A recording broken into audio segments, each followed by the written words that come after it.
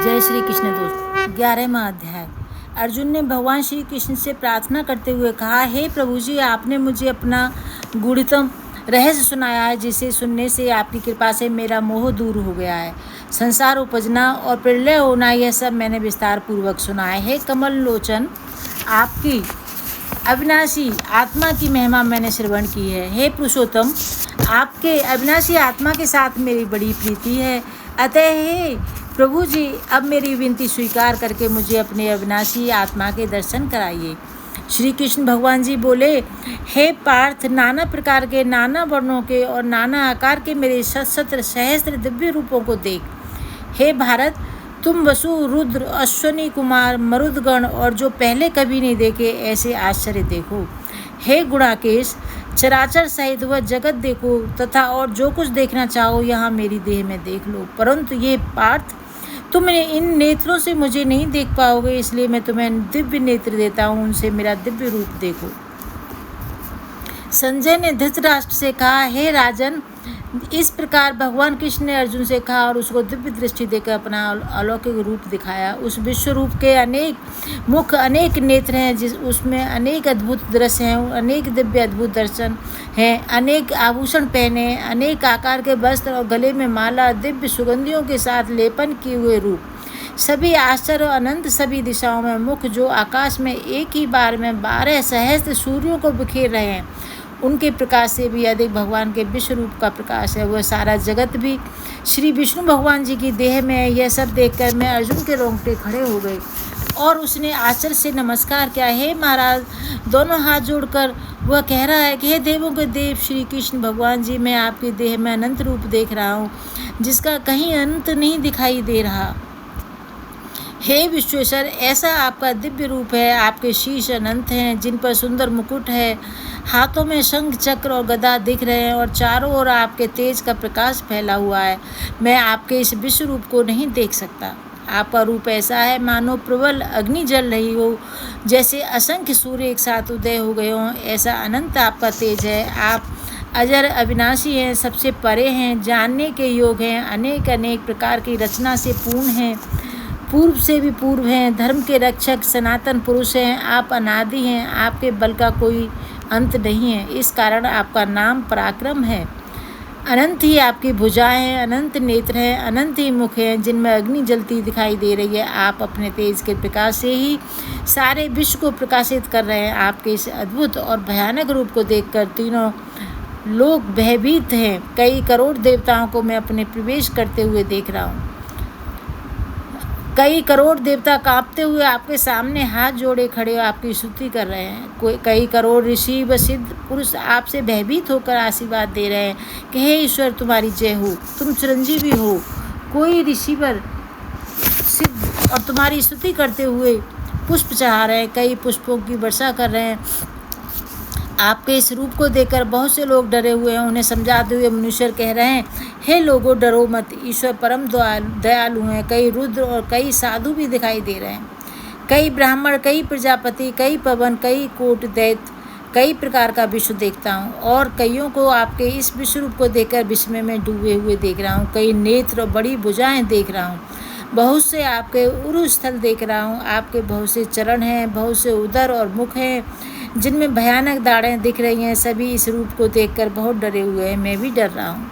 हे प्रभु, आप आकाश को छू रहे हैं और जगह जगह कई सूर्य प्रकाश कर रहे हैं। आपके अनेक रंग हैं, अनेक नेत्र हैं, जिनमें महाप्रलय की अग्नि के पर्वत जलते दिख रहे हैं। हे प्रभु जी, भयानक रूप देखकर मेरी आत्मा बहुत डर गई है, मुझे अब धैर्य नहीं है। हे भगवान, अब बस करो, अब प्रसन्न हो। प्रभु जी, महाप्रलय की अग्नि मान आपके मुख में दाढ़ें देखता हूँ। अब तो मुझे दिशाओं का भी ज्ञान नहीं हो रहा, मुझे नहीं पता पूर्व कहाँ है, पश्चिम कहाँ है, और शांति भी नहीं पाता हूँ। हे जगन निवास, हे जगत आश्रय, अब क्षमा करो, मैंने आपका विश्व रूप देख लिया, अब प्रसन्न होइए। ये धृतराष्ट्र के पुत्रों की सेना के जो योद्धा हैं, राजे महाराज हैं, इनमें मुख्य हैं भीष्म, द्रोणाचार्य, कर्ण, इन सभी को अग्नि से प्रज्वलित जैसे आपके मुख में पड़े देखता हूँ। महाभयानक जो आपके मुख में दाढ़ें हैं, सो कितने योद्धाओं के सिर उनके दाढ़ों में लटकते देखता हूँ। जैसे बड़े वेग से नदियाँ समुद्र की ओर बढ़ती हैं, उसमें जा विलीन होती हैं। इसी प्रकार मैं बहुत से योद्धाओं को आपके मुख की ओर बढ़ते हुए और समाते हुए देखता हूँ। जैसे प्रलय की अग्नि में पतंगे उतावले होकर आ पड़ते हैं, वैसे ही बड़े वेग के साथ योद्धा गिर रहे हैं, जिन्हें आप सांसों से निगलते जा रहे हैं। महाअग्नि से भरे आपके जो मुख हैं, आप उनसे ही संसार को उपजाते हो। आप ही भयानक विश्व रूप धार कर इस विश्व रूप को भर रहे हो। हे देवों के देव, आपको नमस्कार है, बस अब प्रसन्न होइए।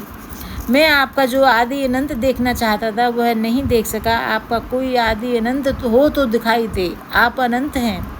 अर्जुन के वचनों को सुनकर श्री कृष्ण भगवान बोले, हे अर्जुन, इस समय इन योद्धाओं का काल रूप मैं ही हूँ। मैं संसार का नाश करने वाला उग्र काल हूँ। समस्त जनों का संहार करने के लिए आया हूँ। तुम्हारे युद्ध न करने पर भी ये योद्धा जीवित नहीं रहेंगे। अतएव तुम उठो, शत्रुओं का संहार कर यश को लेकर इस महासमृद्धशाली राज्य का भोग करो। हे सर्वसाचिन, इनको तो मैंने पहले ही मार रखा है, तुम केवल निमित्त हो जाओ और मेरे मारे हुए द्रोण, भीष्म, जयद्रथ, कर्ण और अन्य योद्धाओं को मारो। घबराओ मत, युद्ध करो। तुम इस संग्राम में शत्रुओं को जीतोगे। संजय ने कहा, हे महाराज, इस प्रकार श्री कृष्ण भगवान के वचनों को सुनकर मुकुटधारी अर्जुन हाथ जोड़कर कंपित और भयभीत हुए साष्टांग प्रणाम कर नम्रता पूर्वक बोले, हे ऋषिकेश, आपके गुणगान करने से सब संसार प्रसन्न और प्रेम मग्न हो रहा है। राक्षस डर कर दिशाओं की ओर भागते हैं और सिद्ध पुरुष आपको नमस्कार करते हैं, सो ठीक है। हे महात्मन, हे अनंत, हे देवादिदेव, हे जगन निवास, आप ब्रह्मा से भी श्रेष्ठ हो। आपको देवता क्यों ना नमस्कार करें। व्यक्त भी आप हो, अव्यक्त भी आप हो, तथा इन दोनों से परे अक्षर भी आप हो। हे अनंत रूप, आप आदि देव हो, विश्व के परम आधार हो, ज्ञाता और ज्ञेय हो, श्रेष्ठ स्थान आप हो, विश्व का विस्तार करने वाले आप हो। आप वायु, यम, अग्नि, वरुण, चंद्र, ब्रह्मा जी के भी पिता हो। आपको नमस्कार है। आप और बार बार आप ही को नमस्कार है। हे सर्वस्वरूप, आप अनंत वीर्यवान तथा अतुल पराक्रमी हो। आप जगत में व्याप्त हो, इसलिए विश्व रूप हो। आपकी महिमा को न जानते हुए तुम्हें अपना मित्र मानकर हे कृष्ण, हे सखा, जो तिरस्कार से कहा, जो प्रमाद से अथवा स्नेह से कहा, तुमसे उन सभी बोलों की क्षमा मांगता हूँ। जो परिहास के लिए विहार, सोने, बैठने, भोजन के समय, अकेले में अथवा मित्रों के मध्य तुम्हारा अपमान किया है, उसके लिए आप मुझे क्षमा करें। आप स्थावर जंगम रूप लोक के पिता, पूज महान गुरु हो। त्रिलोक में भी तुम्हारे समान कोई नहीं है। तुमसे अधिक अतुल प्रभाव कहाँ से होगा। इसलिए हे ईश्वर, तुम्हें सिर झुकाकर प्रणाम करके यही प्रार्थना करता हूँ कि मुझ पर कृपा करो। देव, जैसे पिता पुत्र के, मित्र मित्र के और प्रिय प्रिया के अपराधों को क्षमा करता है, वैसे ही तुम मेरे अपराधों को क्षमा करो। हे देव, जो पहले कभी नहीं देखा ऐसा आपका रूप देखकर मैं अति प्रसन्न हूँ। भय से मेरा मन व्याकुल है, इसलिए वही पहला रूप मुझको दिखाओ। हे देवेश, मैं फिर आपको वही किरीट, गदा और हाथ में चक्र धारण किए हुए देखना चाहता हूँ। श्री कृष्ण भगवान जी ने, हे अर्जुन, मैंने प्रसन्न होकर ये तेजोमय अनंत आदि और विश्व रूप अपने योग के प्रभाव से तुमको दिखाया है। तुम्हारे अतिरिक्त इससे पहले किसी ने नहीं देखा था। हे पांडवों में श्रेष्ठ, मनुष्य लोकों में तुम्हारे सिवा कोई वेदों के अध्ययन, दान, अग्निहोत्रादिक और घोर तप को करके भी यह रूप धारण किए मुझको नहीं देख सकता। मेरा ऐसा भयानक रूप तुम व्याकुल और मूढ़ न हो, भय त्याग कर और प्रसन्नचित्त होकर फिर तुम मेरा वही रूप देखो। संजय ने कहा, श्री कृष्ण जी ने फिर वही अपना चतुर्भुजी रूप दिखाया और सौम्य रूप धारण कर लिया। उस महात्मा ने अर्जुन को, जो कि भयभीत था, धीरज बंधाया। अर्जुन ने कहा, हे जनार्दन, आपके इस सौम्य दिव्य मंगल रूप को देखकर अब मैं प्रसन्नचित्त हो स्वस्थता को प्राप्त हुआ हूँ। श्री कृष्ण जी बोले, हे अर्जुन, मेरा यह विश्व रूप तुमने देखा है। ऐसे रूप को वेदाध्ययन, तप, दान व यज्ञादि कर्मों द्वारा देखना भी असंभव है। हे अर्जुन, परंतप मेरा जो विश्व रूप है, इसको मनुष्य अनंत भक्ति द्वारा जान सकते हैं और तत्व ज्ञान द्वारा इसमें लीन हो सकते हैं। हे अर्जुन, जो कोई मनुष्य मेरी ही भक्ति के लिए कर्म करते हैं, मुझको ही सर्वोत्तम मानते हैं, मुझ में ही भक्ति रखते हैं, सब सांसारिक सुखों से मुख मोड़ चुके हैं, संपूर्ण प्राणी से वैर त्याग चुके हैं, वे ही मुझको प्राप्त हो सकते हैं। हे अर्जुन, जैसे तूने मुझे पाया है वैसे किसी ने नहीं पाया, क्योंकि तू मेरा अनन्य भक्त है। मेरे बिना तू किसी का भजन नहीं करता, इसी कारण तूने मेरा यह रूप देखा है, नेत्रों से भी और ज्ञान नेत्रों से भी। प्रेम से तूने मुझे पाया, मैं तेरे अधीन हूँ, तूने मुझे पा लिया और मैंने तुझे। हे पांडुनंदन, अब जो तुझको करना उचित है वह सुन। परम प्रीति से मेरी पूजा कर, हर सांस में मेरा नाम का स्मरण कर। इस प्रकार मेरा भक्त हो, संसार के लोगों के साथ प्रीति न कर, सब भूत प्राणियों से निर्वैर हो। जब ऐसा होगा तब मुझे प्राप्त होगा, यह निश्चित जान। ये 11वें अध्याय का पाठ मैंने सुनाया। 11वें अध्याय का महात्म्य सुन लीजिए दोस्तों। श्री नारायण जी बोले, हे लक्ष्मी, अब 11वें अध्याय का महात्म्य सुनो। तुंगभद्र नामक एक नगर था जिसके राजा का नाम सुखानंद था। वह श्री लक्ष्मी नारायण की बहुत सेवा करता था। वहाँ एक बहुत बड़ा विद्वान रहता था। वह ब्राह्मण नित्य गीता जी के 11वें अध्याय का पाठ करता था और राजा भी वहाँ नित्य लक्ष्मी नारायण जी की सेवा करता था। ऐसा करते करते वह बहुत समय बीत गया। एक दिन राजा को घर गया तो उस दिन अतिथि देशांतर फिरते फिरते नगर में आए। अतिथियों ने राजा से कोई जगह मांगी। राजा ने बड़ी हवेली खुलवा दी। जहाँ अतिथि उतरे राजा ने सीधा दिया। रसोई कर अतिथि बड़े प्रसन्न हुए। राजा उनके दर्शन को गया। राजा का बेटा भी साथ था। राजा महंत के साथ बातचीत करने लगा। राजा का पुत्र खेलने लगा। वहाँ एक प्रेत रहता था। उस प्रेत ने राजा के पुत्र को मार दिया। चाकरों ने राजा को खबर करी। राजा यद्यपि सेवा करता था, वह कथा श्रवण करता था, परंतु पुत्र के मुँह में राजा के मन में दुर्बुद्धि आ गई। राजा बोला,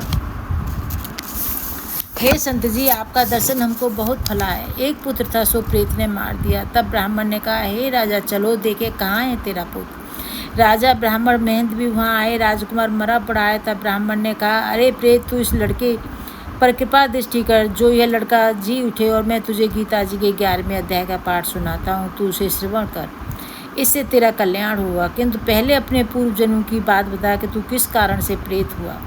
तब प्रेत बोला, मैं पूर्व जन्म में ब्राह्मण था। मैं गांव के बाहर हल जोतता था। वहाँ एक दुर्बल ब्राह्मण आया था जो खेत में गिर पड़ा। उसके अंगों से रुधिर निकला और एक चील ने उसका मांस नोच खाया।